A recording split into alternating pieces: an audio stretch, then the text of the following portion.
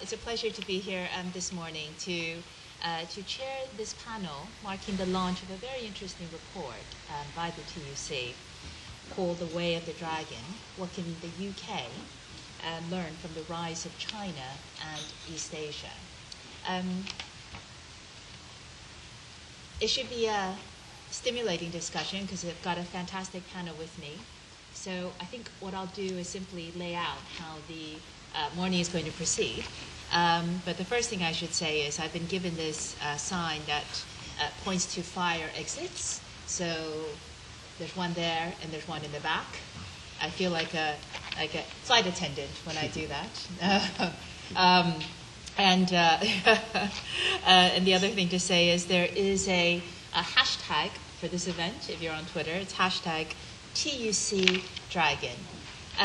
So what I'm going to do is I'm going to start off just setting the scene for a few minutes, and then I'm going to turn to each of the panelists who will speak for about 10 minutes each, giving their take on the lessons and the issues. Let me introduce them in order that they'll be speaking. Paul Nowak, he's the TUC Assistant General Secretary on my far right. And then he'll be followed by Martin Jacques. He's a Senior Fellow at the Department of Politics and International Studies at Cambridge University. And to my right, Terry Schooler. He's the Chief Executive Officer of EEF, the Manufacturers Organization. And after they finish speaking, there'll be a chance for Q&A and discussion. And we'll invite up Tim Page, who is back there tweeting away, who actually wrote the report, and he'll be able to take part in the Q&A and the discussion. So I would suggest saving all of the hard questions for Tim. Yes. Thank you very much. Indeed. I'll start off setting this scene for just a few minutes, and then I'll turn to Paul. I think one of the most interesting debates about what the UK has been facing over the past few years has to do with reviving industry, manufacturing, rebalancing. You can almost think of it as reversing the process of deindustrialization, which frankly no country has done before. It's something the UK and the US have been contending with after a financial crisis pointed to the outsized nature of the financial sector in particular. But Britain, like America, have very large service sectors.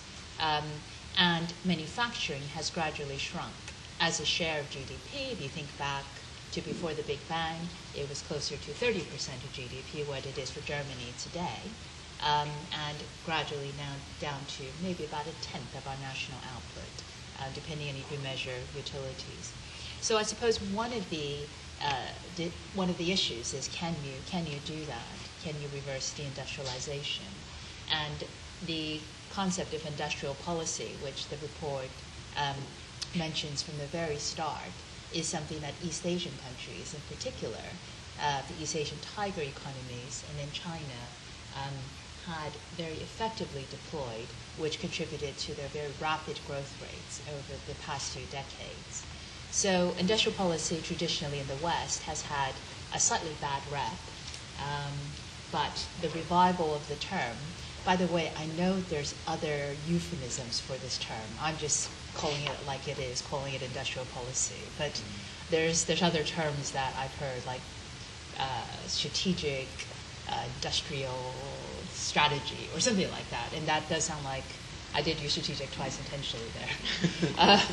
But I think the debate is a worthy one to have. And certainly a lot of what I've looked at has been Chinese growth in particular in my academic work.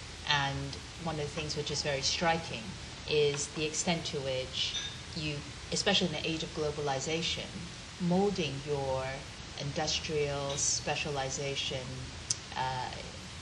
the sectors that you want to promote is something that China has done fairly effectively to generate its rapid growth. And it's consistent with things, new theories like new trade theory, which suggests that a country doesn't have to just accept whatever its comparative advantage is, but you can mold your strategic competitiveness in an age where quite a lot of trade and investment depends on big companies. Let me just pause there and say, obviously there's going to be vast differences between China's level of development, the East Asian tiger economies in terms of their size, their level of development, the region that they sit in. But what's fascinating about this report is that it draws out the ways in which industrial policies have been used in these countries that could provide lessons, thoughts, things to contemplate in terms of Britain as it faces its own rebalancing challenges, which, by the way, that is actually now the term du jour, rebalancing. There's no country I've been to which doesn't want to rebalance something. So in Britain, it's rebalancing towards consuming less, producing more. In China, it's the reverse. It's investing less, consuming more. So everywhere I've been, somebody's trying to rebalance something. So I look forward to a good discussion with all of you about whether or not this process of building something, producing something, whether there are things that we can pick up from the experiences of East Asia. So let me pause there.